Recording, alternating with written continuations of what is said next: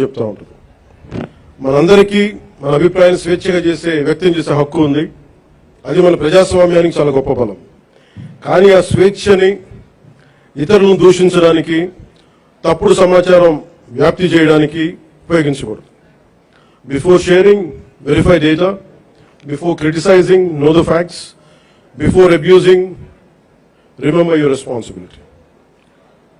బలమైన ప్రజాస్వామ్యానికి మనకు కావాల్సింది బ్లైండ్ ఫాలోవర్స్ కాదు, ఇన్ఫార్మ్డ్ సిటిజన్స్ చాలా అవసరం.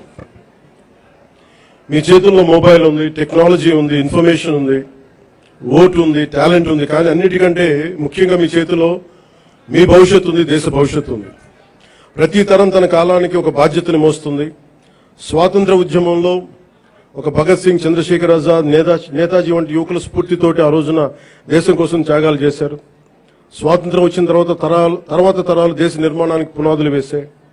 ఇప్పుడు ఆ జాతీయ నిర్మాణపు జ్యోతిని ముందుకు తీసుకువెళ్లాల్సిన అవసరం మన యువతది. మీరు ఈ దేశపు యువతది. మీ ఆలోచన స్వేచ్ఛగా ఉండాలి, అన్యాయంపై అసహనం ఉండాలి, మార్పు తీసుకురావాలని తపన ఉండాలి. ప్రభుత్వాన్ని ప్రశ్నించండి, విధానాలను విమర్శించండి, నిరసన తెలియజేయండి. కానీ మీ కోపాన్ని విధ్వంసంగా కాకుండా నిర్మాణాత్మక శక్తిగా మార్చండి. పోరాడే సమస్యలు నిజమైనవే కావచ్చు, కానీ వాటిని ఎవరు ఏ దిశలోకి తీసుకువెళ్తున్నారనేది ఆలోచించాలి.